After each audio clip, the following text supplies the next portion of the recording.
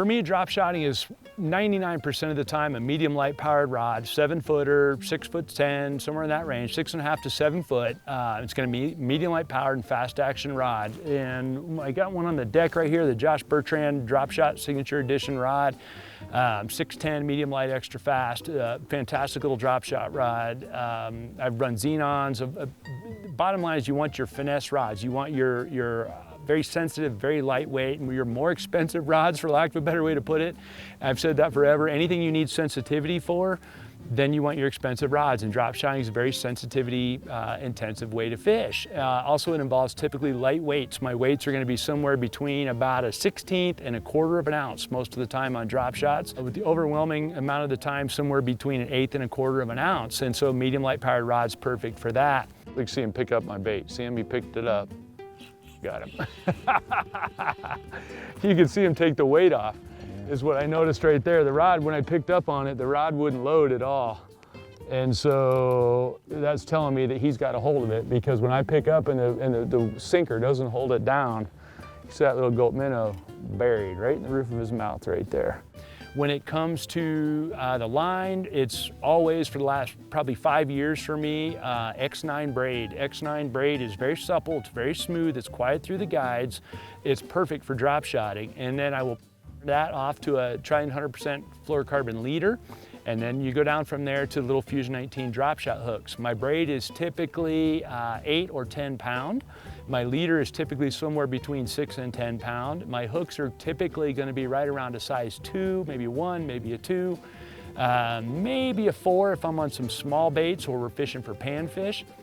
But most of the time it's going to be a 2, and then, like I said, my sinker is going to be somewhere around 1/8 ounce, maybe a little bit more than that. And so it's an excellent bait for kids instead of jigs, because they're going to go through drop shot sinkers instead of your jig heads and your soft plastics. And the other thing about the drop shot sinkers is you don't even have to use those, guys. You can, for sure, if you decide, just use split shots on there. And if you're going through a lot of them, spread your split shots out over maybe 3/4 of an inch of total space, or excuse me, 3/4 of an inch between them, over however many little split shots you might need to get your weight down there to get control of your bait. And once you do that, then your weight is not point loaded. It is all spread out up and down your line, and up and down the tag end of your line, and that'll make a huge difference for you in terms of not snagging so much. Over the course of a summer, I'll probably have a drop shot rigged on a summer of guiding season. I'll probably have a drop shot rig 80% of the days. And when I've got a bunch of shallow fish, I might have it rigged shorter. If I've got a bunch of offshore fish that are suspended out over, off of gravel humps and stuff like that, I'll stretch that leader out. Ta-da! Good luck, fish. This Powerbait Maxcent flatworm right here on a drop shot is such an effective tool. You can see how long my leader is. I got a 1/4 ounce drop shot weight, and then got the flatworm on there, and it gives me perfect depth control. I can set that sinker on the bottom, and I know exactly where my bait is in relation to that, and I can get them caught. A high percentage of the time, the drop shot's within a 1/4 of a cast length of the boat, if not straight underneath the boat. And I think that's really where it shines the best, is real close to vertical. There we go. There's one too. Okay, mine's not huge. I'm gonna anchor the boat. We got double? Yep. It's hooked right in the snoot. How big's yours, Dano? 14. Oh, you got me beat. Let's see.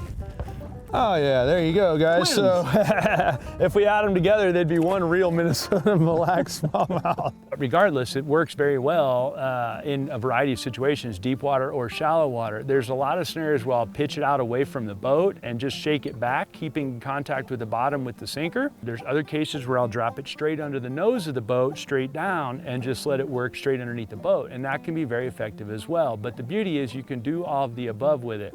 One thing you'll notice in all this footage, the hook sets, it's just a lift into them. There's not a big wham. I don't have to hook set them hard, because that little hook that's just nose hook, that little Fusion 18 hook, first of all, it's wicked sharp. Second of all, it's exposed. So all I really have to do is lift into my fish. You cause yourself more problems jerking on fish than not. So you better just lift into them. If you feel for sure that it's a fish, then you go ahead and lift a little harder, and it'll stick that little hook in there, no sweat. Wait, there he is, he's back. Oh, he's back. He followed it out. All right, Dano, hang on, I'll come get him for you. Yeah, he's not that big, but he's. That's all right. I got bait in the water behind the boat back here. All right. Okay, we'll get him in here. I'll swing him around here. Oh yeah, you buried him. He's good. We're gonna swing him up in here and keep him off the floor so he doesn't get your drop shot sinker all tangled up. Yeah. Perfect hook. I want to point out, perfect hook right in the roof of the mouth. The fish will never come off unless you break him. There's your rig, Dano. Yeah. One really key thing with the drop shot is when you snag, it's almost always just your sinker that you lose. If you tie a good Palomar knot and the sinker at the bottom will then be the only thing that slides off of there in the event that you get snagged. And one of the biggest tricks for me, and I've been doing this for years and yet I don't see other people doing it, and I think you should. When that sinker is snagged on the bottom, just hold it and wait for a fish to come get it. If you're in a reasonably productive spot in the first place, there's a good shot a fish is going to come get it, because now you've got a really solid presentation in one spot, similar to slip bobbering or something like that, and they'll come and bite the drop shot. And a lot of the times you'll either get the fish and your whole rig back, or at least the fish will pull your sinker off and you'll still get the fish out of the deal. So the big thing is just don't get in a hurry. Just keep working it. Spend 2 or 3 minutes, maybe even 5 minutes, just working the bait in that one spot.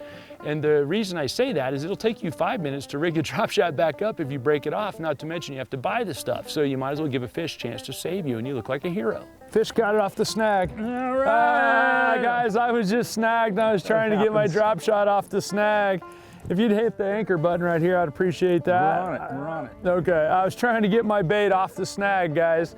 And oh, that's a nice one too. And as happens a lot when you're drop shotting, when the bait's snagged, when you're sitting there working it, trying to get that sinker unsnagged, the bait will get bit.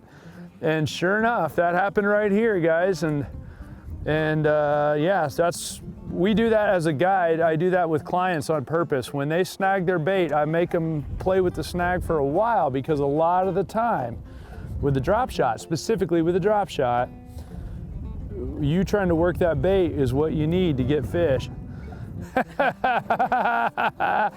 Guys, that was my fantastic skill. I mean, what I really like to do is just really yank on my drop shot rig.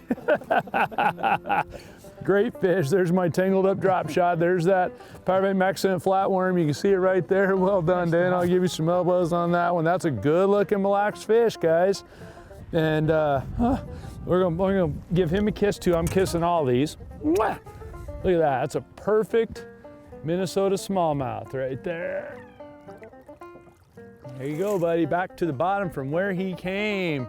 So the way the drop shot, and this thing's wrecked. I don't know if it'll work out. I'm not gonna be able to show it to you right now, but when this sinker is snagged and you start playing with it, trying to get the sinker to come out of the rocks, then this bait's all erratic above it. And that's how a lot of times you'll get bit. And that one literally unsnagged my bait for me. So not only did I went from being unhappy to happy in a hurry.